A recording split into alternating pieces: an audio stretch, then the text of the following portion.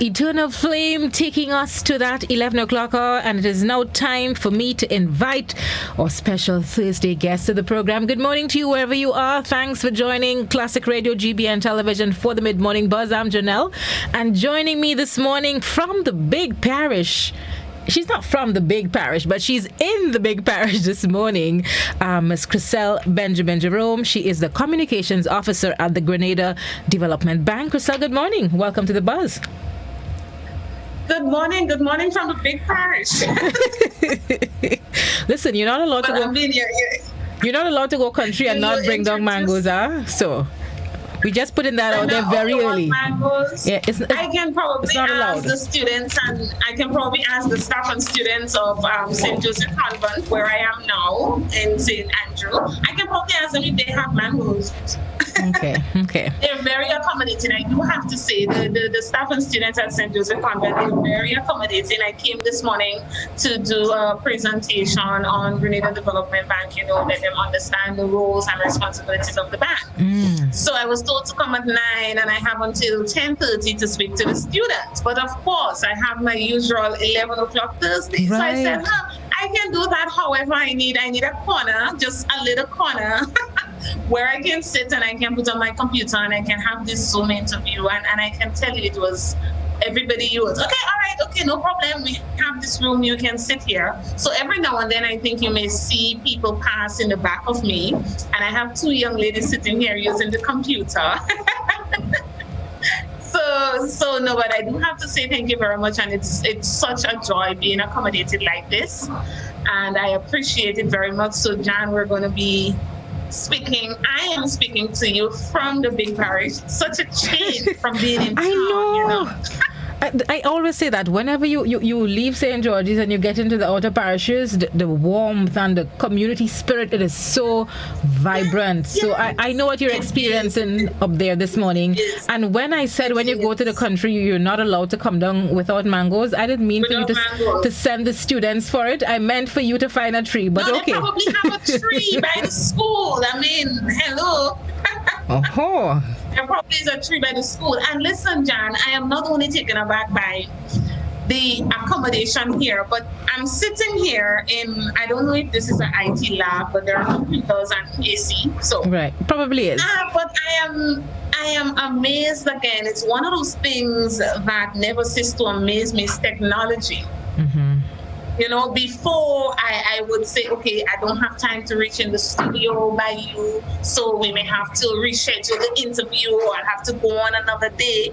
But there is no need to do that now, because technology has given us this, well, I want to say technology in itself is a gift, giving us the opportunity to be able to communicate wherever we are. So all I need is my computer and my phone, because I'm using internet from my phone for this call. Right. But at the end of the day, I could have simply signed on to Zoom on my phone, but I feel like that camera angle would not have been the best. but I agree with your point, but I think the technology has been around. I think COVID just fast-tracked it a bit more for some of us, because we were dependent on that face-to-face interaction. And if I can't come by you, I can't see you. And COVID said, well, you can't interact. The technology is there. Put it to use. So we were forced more into it. But yeah, as you say, technology, it's phenomenal. As a child, Chris, you remember as a child when we heard that Christ is coming and the world is going to see him? I mean, back then people probably wondering how is it going to happen. I think God knew what was coming, and while we didn't.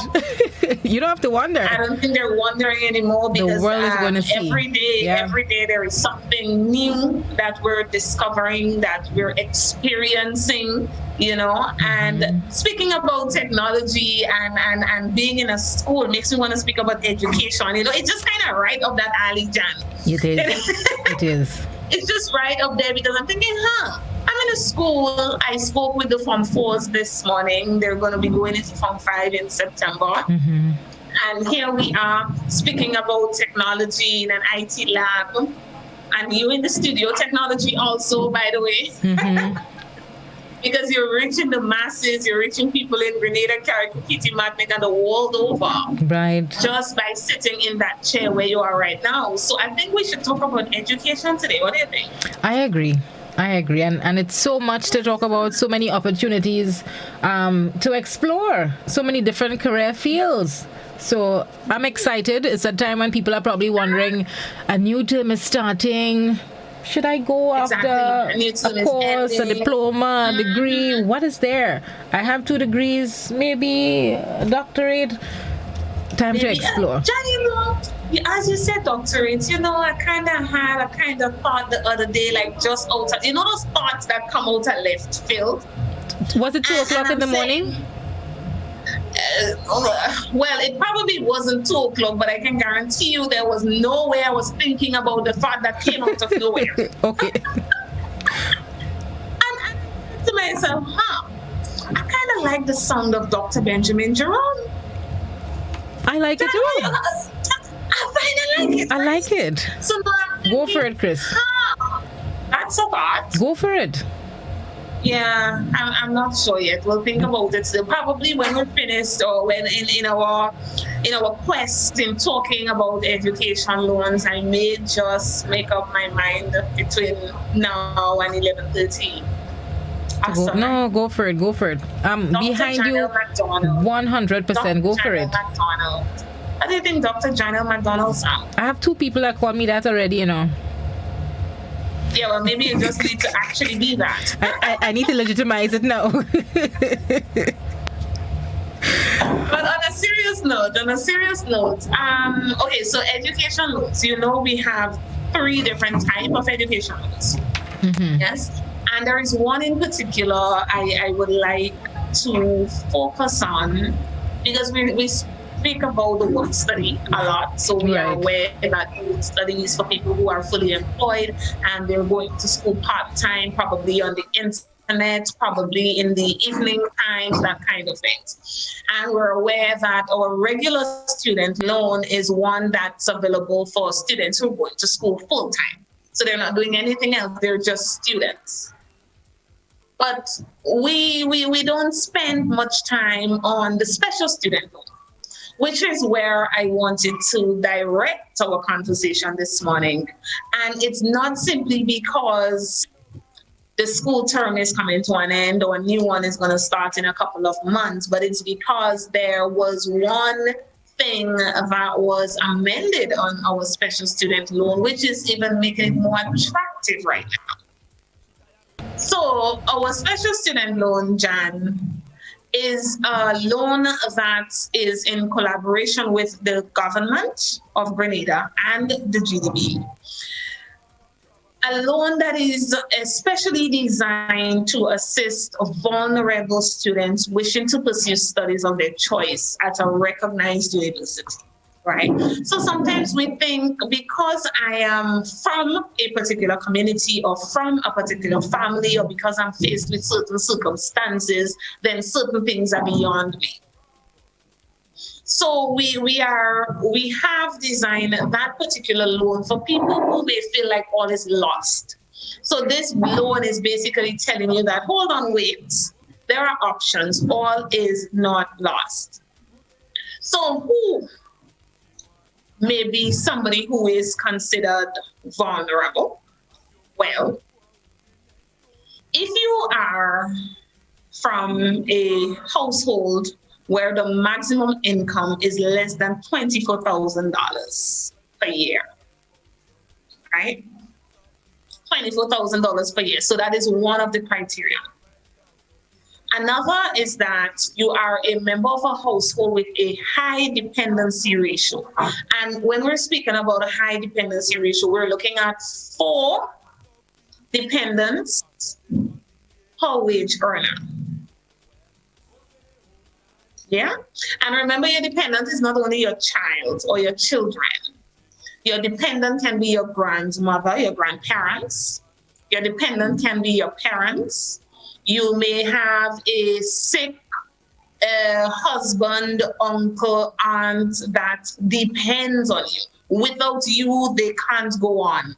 They need you to assist them with their everyday lives. They are disabled. They are probably mentally challenged, all these kind of things. These can be considered dependents. So sometimes we forget, sometimes we become dependents as children.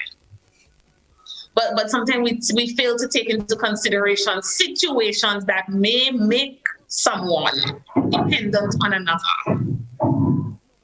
Okay. Yeah. And then another criterion is that the household is considered to be a social unit. Yes, so that you're receiving some form of assistance from the government. So probably I think you have seed. And there are other things that you would get from the government if you are a social unit and people are, basically dependent on you, right? If you are a member of a household dislocated by changes in the economy or by a natural disaster, COVID, or it was a pandemic, not necessarily a natural disaster. However, it did cause changes in the economy. Probably you were employed, no, you're not. Probably you were working for $1,000, now you're getting $200.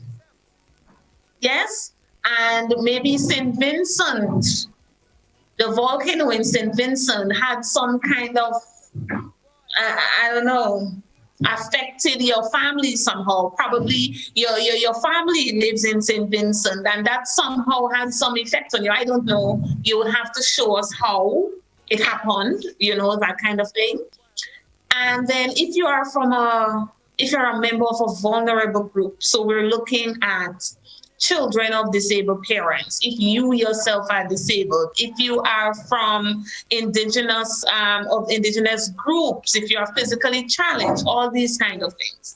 So everything that I just spoke about, if you were to meet at least two of the following criteria, you can be considered vulnerable based on the definition and the requirements of the loan. It is based on nothing else than the requirements of that particular loan. How does it work? So if you feel like the things that I just spoke about, any one of them or any two of them actually defines you or describes you, then you may qualify for a loan such as this. Wait, Chris, before you go on, so one of these conditions, you've listed 1, 2, 3, about 5. Two. It must be 2. Any two or more. Okay. 2 or more. No, I mean, one is not that one that we're going to just cross you off the list, And that's what I was about to say. Let me tell you how it works. Okay, tell me. So probably me telling you how it works would put it into context. Thank you. Tell me. Okay. So remember I said that it's a collaboration between the bank and the government of Grenada, right? So once you make that application or once you approach us saying that you're interested in that particular loan, and remember we're speaking about the special student loan, we're not speaking about any of the other 2 loans. This one in particular is for the special student loan for vulnerable persons. We reach out to the Ministry of Social Development because remember all the things that we spoke about just now, social development has responsibility for the seed and disablement and all of these things. So we reach out to the Social Development Ministry and we say to them, listen, Janelle McDonald from Monjaloo, St. George, she's interested in a special student loan. We would like you to do an assessment. So the ministry go ahead and they do that assessment. They would look into the situation. Are you under the seed program? Are you under any other government social needs program? Yes. Where do you live? What's your community like? Look at the financing, whatever. They would provide us with their findings. And then we'll assess based on their findings. Because remember, this is social. So, and again, we're a law-abiding institution. We believe in collaboration. So we do things the way it's supposed to be done. So they provide us with their findings, and then we go ahead and we write up that loan, assessing it on the terms and conditions that we spoke about earlier. And that's when you know whether or not you can receive a loan such as that. It's a different kind of loan from the regular. It's a different kind of loan from the work study. This one is specifically for people who believe that they are vulnerable. And sometimes we believe we are vulnerable because Janelle, I sure am. in a lot of ways, but probably not in the ways that were defined by that particular loan. You understand? And that's why it's important. And that's why it's important for the assessment to be done. It's important for us to do due diligence. Yeah. Remember, all of our loans come with grace period. So again, you might say, okay, if it is that the person is vulnerable and poor, the $24,000, the high dependency ratio, and all of these things, how it is that they're repaying the loan? Our loans, they come with grace period. So you've got a grace period while you're studying. On many occasions, you're just paying interest. Interest sometimes is $150 or whatnot. And many people are studying online and whatnot. Maybe even if you're working, you can still get a special student loan, because remember what the conditions are. So once you've gone to school and you've developed yourself, and now you're back, you're in a better position to get a job that pays you a little bit more when you can start financing your loan. So it's one of the ways we're using Janelle to develop our people through education. And again, these are for the people that feel like all hope is lost. Janelle, you ever met somebody like this? Oh, well, my mother is this and my father is that and my grandmother never went to school, and they feel as if, all right, this is the end for me. I am doomed to repeat history. I can't be the first person who went to university from my family. Yeah. And a loan like this is saying that, no, you're wrong. Yes. And there are options. Look at technology again. I am in Grenville speaking to Janelle in town, and you have people in Grenada and Zimbabwe going to a university in England. And the only thing that is connecting them is the internet and a computer screen. And by the way, sometimes it's simply a phone. And it doesn't have to be a high-tech phone, by the way. Yeah. It doesn't have to be an iPhone 21. I don't even know if they're all the way up to 21. I just know there are a lot of big numbers. but it can be really simple, and a loan such as this can make a difference for a family or a person that thought, okay, I can't be the first to go to university. It may just be you. Yeah. That is a stepping stone out of the poverty situation you've probably been in for generations. Yeah.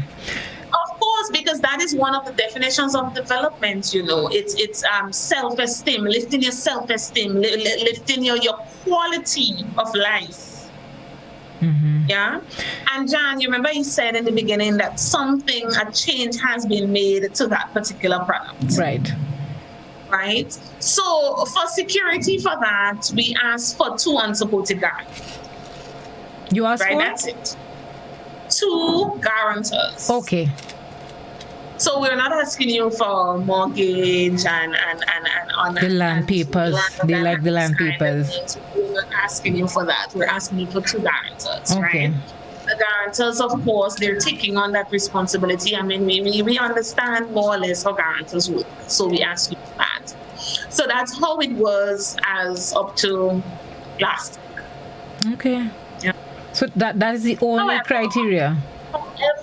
However, now we're not saying that you have to have guarantors. We're telling you that possibly that you maybe now COVID has happened. Everybody is like, I'm not so sure about that. I'm not so sure I could afford it. And we're telling you, even if you are told that, still come in. Once you fit into one or more of the things that we spoke about earlier, we're telling you, still come in, still call us, still tell us that you want to get that loan, you're interested in that loan. And then once we look at your situation and we see that, okay, this really truly is so, we are prepared to consider, internally make considerations for you. But that's good news. I know, right? That's good news. That's good news. You've had this loan for a bit. We've spoken about it several times. We've spoken about it, and there are people who have gotten that loan. There is a gentleman, he did a testimonial for us, and whenever I look at the testimonial, I would laugh because in the testimonial he said he called his loans officer's name. So I suppose I can call her name on the radio. I don't know if she don't like it very much, but Miss Frank. And he said Miss Frank fought for him. She was back and forth. Okay, get this, get that. Let's put this in place. Let's put that in place. And he made a joke that somebody asked her, well, Mr. Frank, Miss Frank, that's your son. Because she was so invested in getting him that particular loan, because he has a sad story. Okay. He has a very sad story that anybody who listens to him, who knows his situation, they probably would be like Miss Frank. They probably would give this. She would probably have given him the loan, even, give him the loan out of her pocket if she could have. But of course, she can't. So she did everything in her power, ensure that everything that he needed was there. The things that he needed and didn't have, that he got it. You understand? She did every single thing that she could for him. So there are a number of people that received that special student loan who probably were in the same situation somebody is in right now, thinking, I can't do it. Oh, this is not for me. Oh, I can't pay back a loan. Oh, I don't have guarantors. Somebody's thinking it. Somebody's always thinking it. But we're saying, forget the blocks. Forget the blocks. Take a chance. Call. Yeah. There are options. Yes, call us. And I said, they could support it. If they have things that they can put up, whatever, then we're not saying no, don't get me wrong. We're not telling you, don't get them. Right. You can get them, go right ahead and do that. If somebody is willing to take a chance on you, then okay, do not deny them that opportunity. But we're also saying, should it be a genuine case where you cannot? We are willing and ready to make internal concessions on your behalf. Right.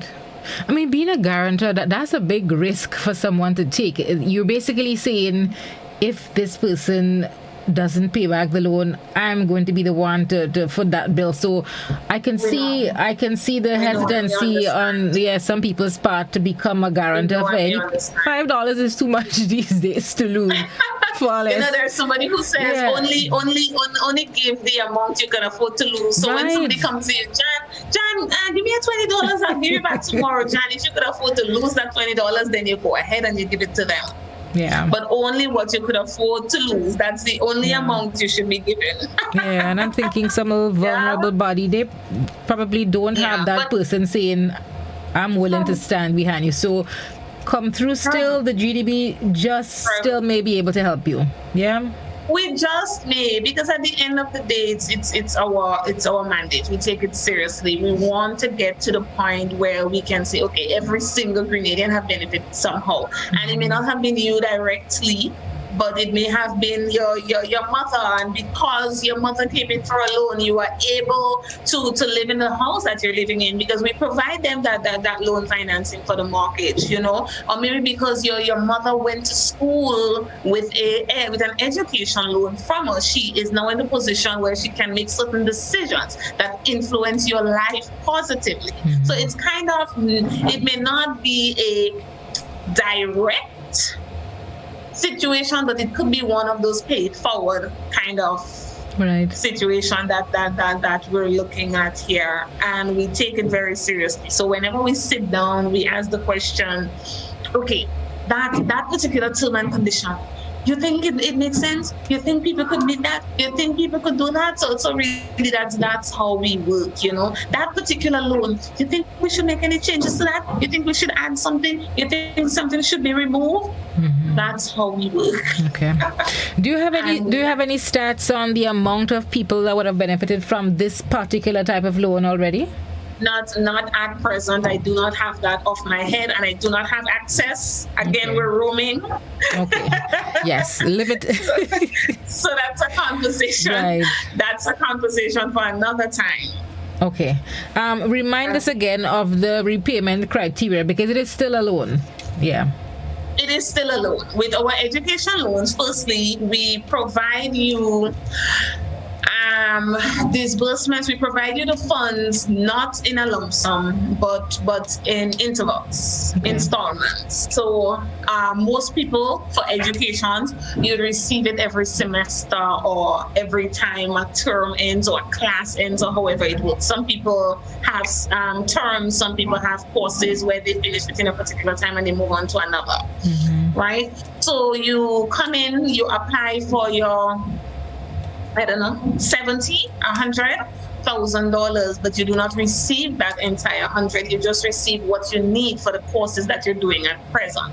Okay. Our interest, though it is an interest that is calculated per year, so annual or per annum, as we say in banking terms, your interest is paid on the drawn down amount. So you may draw down $20,000 in the first semester. So your interest is only paid on that $20,000, not on the entire $70,000 or $100,000, right? Okay. While you are studying, if you're a full-time student, you're only paying interest while you're studying. Most of our students, when they travel, there is somebody who signs on the loan for them because they're going to be out of the island, and that person pays the interest while they're studying. Yes? And that could be the case if that special student loan beneficiary is going to travel. Okay. If it is they're going to remain here, because that's also a possibility, especially now with people erring on the side of caution, studying online, they may be working while they're studying. So they may be able to pay interest on their own, or if they could afford to pay more than interest, the interest and the principal, then why not? But we only ask that you pay the interest. And that would be so you have you pay interest while you're studying, and you have a grace period on the principal, which is optional. If you could afford to pay, then you go ahead and you pay it. We're not going to tell you no.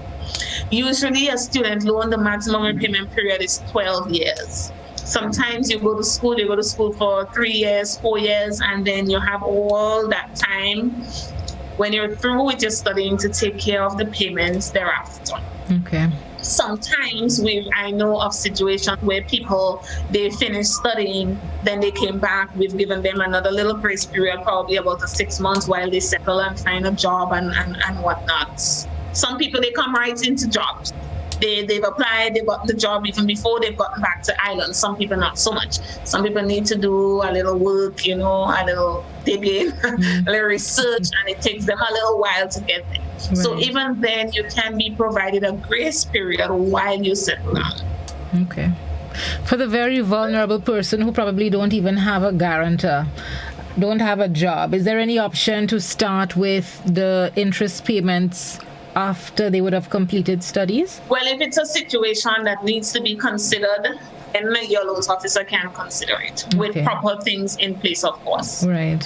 Okay. So there really is no excuse for a very vulnerable person to not come to you, right?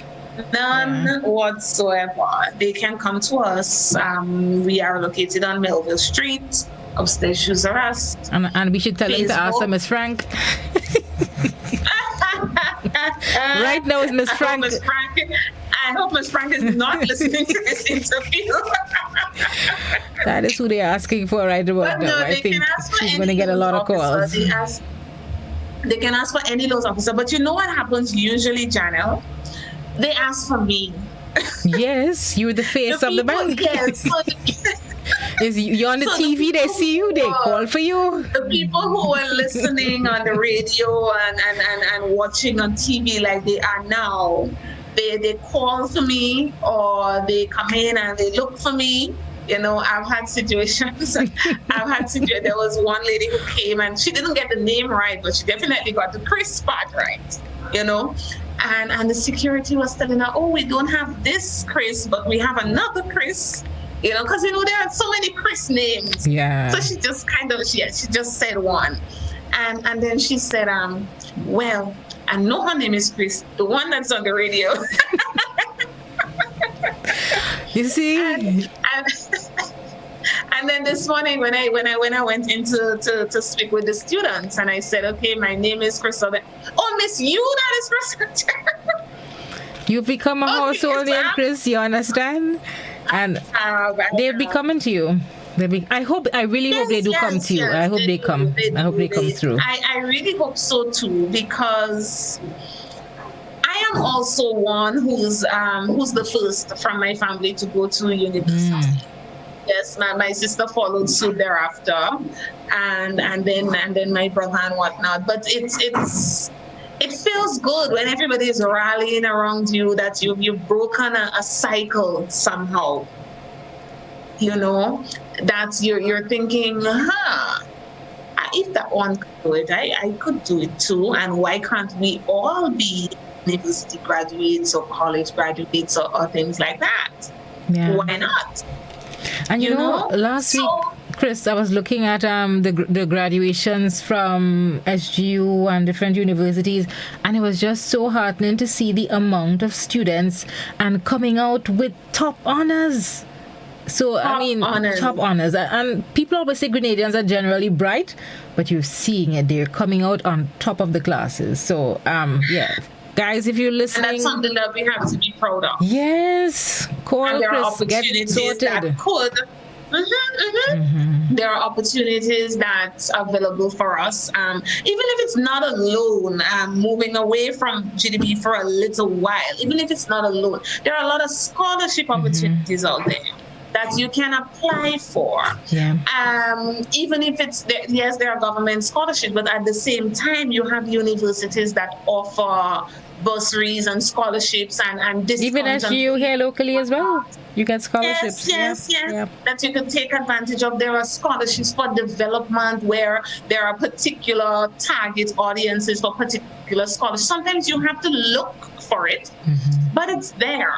You know, and sometimes the excuses that I hear as to why people don't apply for scholarships, I'm baffled sometimes. Oh, well, New Zealand is so far. Okay. You know, but my mother, but my this, but my that. And I always say, I think parents want the best for their children. So if it's a situation where you're going to go to Australia, if there's a scholarship in Australia or a scholarship in New Zealand or China or whatnot, and China, the language, but you're going to learn the language. Well, you know, so I mean, for some people, it's an extra couple years, and I could understand the hesitancy, but at the end of the day, you know what you're working towards. You have to wait and balance it for yourself. Yeah. So there are situations that are available, and sometimes you get part scholarship, so maybe there are partial scholarships. And of course, we do partial funding too. Right. I know that we said our loans are 100% financing, yes, but we also do partial funding because if you receive a scholarship of 60%, obviously, 40% is 100. If you're looking at, because this is the amount that you need that remains, so technically for us, it's a 100% financing because at the end of the day, you've gone to school, you have completed your education, you have made a step towards development. Yeah. And you're going to come back and serve and get paid for it. Oh, yes. Yes. Too many times I see we have to import skilled labor and talent when I know we have people here who probably just need to step up and claim the jobs, the top jobs. That too, but we also need to look at the areas that we're going to study. That's key. Because sometimes we have I know we speak about the bus a lot, and I'm going to use the bus as an example. Sometimes we have that oversaturation in certain markets or sectors. Because we're studying business administration, but are we studying business administration to go and work in a business, or are we studying business administration to come back and institute or to make or to start a business? And if we're going to start a business, are we going to start a business that we know there are 100 of already, or are we going to start a business that is new, that is innovative, that is creative, that is going to solve a problem that exists and needs solving? So these are the things that we have to look at. We have a lot of what I would refer to as new areas that are emerging and growing, and not to mention needed, that are being classified as priority areas.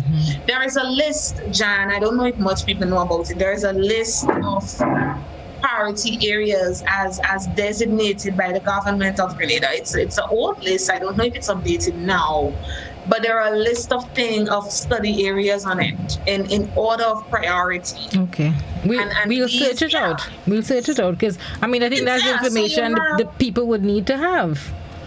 Yes, so it's there. So you have things such as sustainability, because green and climate change, all these things are very those are new areas on especially. everybody's list right now. You have things like disaster management.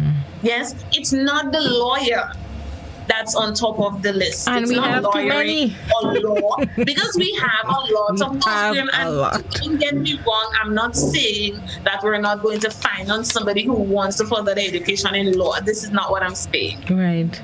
Yeah. We have on the list, there is nutritionists and dietitians that are high up on the list, special education. So you're looking at the areas where people don't usually venture, things that sound foreign to us. Yes, nowadays, if you're paying attention to projects, and I'm speaking about international projects, you'll notice a trend in the qualifications and the requirements and criteria for a country or an organization undertaking some of these projects. They put in, I could guarantee you that any project you look at from the last 5 years going forward, it's going to have a climate change aspect. It's going to be there. There's going to be an aspect that deals with gender studies. It's a thing. It's new and it's gaining momentum. So there's going to be gender studies. You have projects that are going to say, okay, how many women applied for a loan at GDB? GDB have loans that are particularly for women? Did GDB deny that loan because the lady is a woman, or because that person is a man? And all these things are going to be in projects going forward. So gender studies is another one that is something that is trending these days, and all these things, there is a place for it. And if we're thinking big, then we're not going to say, hey, what I'll do with that in Grenada, which is one of the other things that I hear. But Chris, the world is shrinking. The world is shrinking, and as we talk about technology, you can be based anywhere in the world and sometimes take up any of these jobs. I'm thinking next time you probably need to bring a career coach so we can get into some of the opportunities. No, it might be helpful to people looking to go and study and probably still in a rut as to what direction to take. They probably need a little information, and we'll make it interactive so people could call. We can try that. We could probably look at that for there are a lot of areas. Another program. There are a lot of areas, yes, and it's the areas that the ordinary people don't think about. I think maybe also it's probably the areas that we don't know about, because again, a lot of these things are new. I said the other day, if I knew about occupational health and safety when I was making my decisions to, I probably would have gone down that route. Right. Nowadays we're seeing supply chain management and all these things, and at some point they were just words to me. I know what is supply, I know what is management, but now look, you're putting them together and it's a whole, in managing information, all these things. These things are trendy, they're new, and I think a lot of it is because technology is so big. The possibilities, it's boundless. It's boundless. Chris, I have to tell you, this morning my 5-year-old has career day. And before we were asking her, what do you want to do? And she says, a doctor. And then she says, Mommy, not just a doctor. I want to look after the sea creatures. I'm like, okay. So she want to be a marine biologist? Yes. The sea creatures she's focusing on. Yes. So, but I like that. I didn't even know that we had an interest in the sea creatures, but it just goes to show that they're exposed. People are exposed to so much more, and it's probably areas we were not thinking of before. We just think of the doctor. We're not. Yeah. We're not. And the thing is, I am really good at languages. I've always been really good at languages. And at one point in my life, I thought I was going to be a linguist or a translator or something. And what happened? Well, when I wanted to go to, I hate to say it like this, I don't want to sound negative and I don't want to sound as if I'm putting down, but I'm telling my story, so I would ask for forgiveness before I even start telling my story. Granted.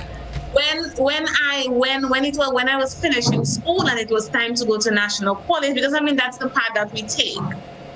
The subject areas being offered, it didn't interest me.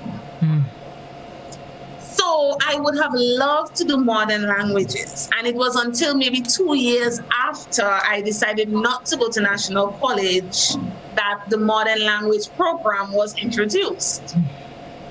You understand? And then we see a lot of that. I have a friend that she went to the college, she started to study one thing, then halfway she decided, I don't want to do that, I'm going to change. So she started again. So she spent about 3.5 years.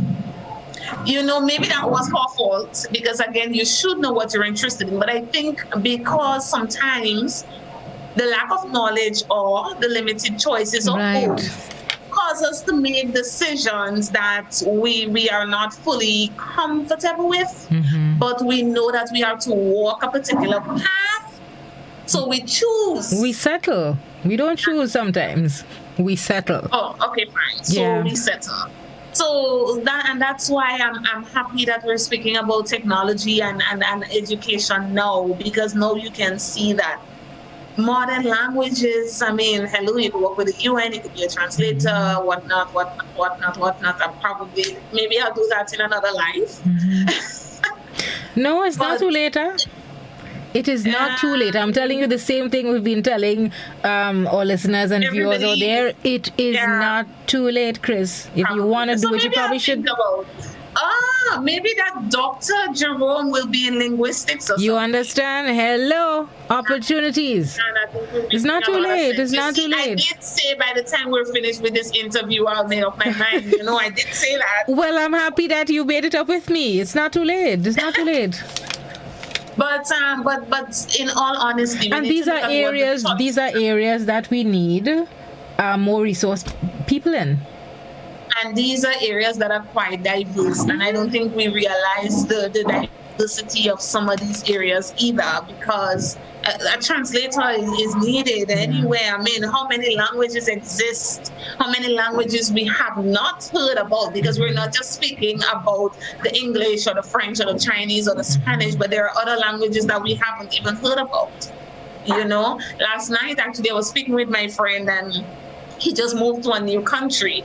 And I said to him, listen, so you're not going to be looking for a job necessarily based on your degree. Your degree is good, yes, it works. But do remember that you're multilingual, because his first language is French, second language is English, and then he has Chinese under his belt. So I said, sometimes you are able to work in an environment that needs you for your language, and not necessarily because you're good at business. Right. You might be surprised that you become a translator, you know. And then he started speaking to me about me being bilingual, and I was like, I said, I am bilingual, you are multilingual, I got nothing on you. You know. So what's your language? We have to ask now. Ni yao John Choma. Really? Just show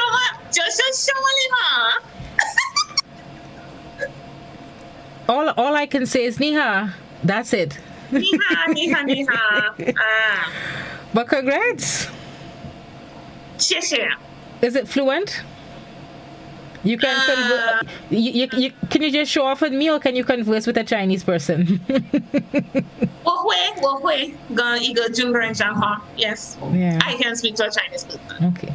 Well, congrats. And Awesome. I can also show up on you. Yeah, carry on. Right now, I just shut it down the TV and put in your outside. But hold up. How are you so sure? How are you so sure that just now I wasn't just saying things that sound like things, and then somebody out there is thinking, No, huh? we're saying international. You can't do that. You can't do that. They're gonna call you on it. They're going to call you. If you were, Chris, if you were just telling me with nonsense, they will call you.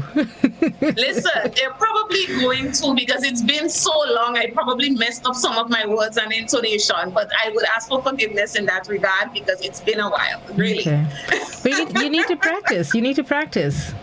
I do need practice very much. Yeah, I do need practice. So I did probably mess up some of those words there. Okay. I hope I didn't though.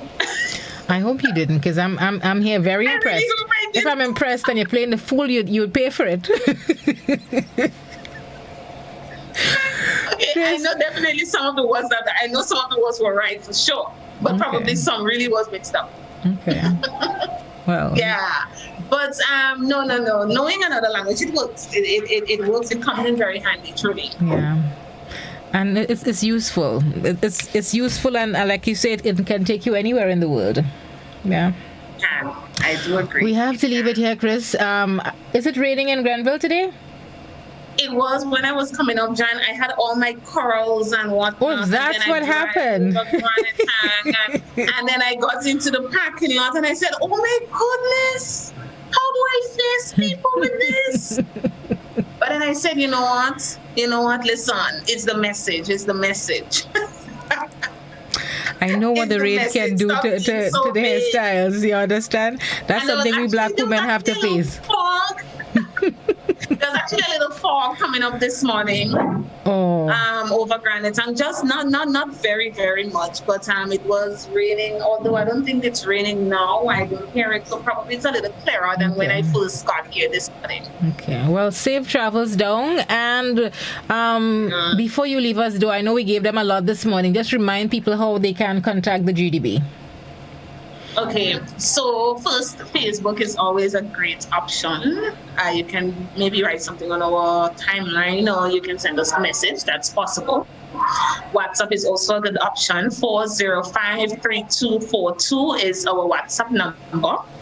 You can visit us if you would like on Melville Street, St. George, upstairs Shuzaras. And our telephone number is 4402382. So that's how you can get us. There is information about all of our loan products on our website, www.grenadadevelopmentbank.com.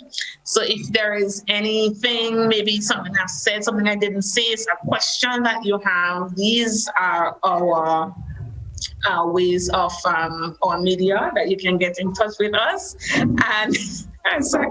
Okay, Jan, I think somebody's having a party outside, so now my brain just... You're at the school. The young lady looked at me like, okay, I'm hearing this. All right, so this is how you can reach us at Grenada Development Bank. Okay. And if you're in Grenville town, I'll be passing through just now, so if you have a question, you may just see me. Okay. Thank you so much, folks. Chriselle Benjamin Jerome, she's a communications officer at the Grenada Development Bank. Thank you so much for passing through this morning, and safe travels down. Thank you. Thank you very much. Folks, it is just about 12 minutes on to 12 at the top of the hour, the midday edition of news for you right here on Classic Radio. I'm Janelle. Do have yourself a safe and wonderful Thursday. Bye-bye for now.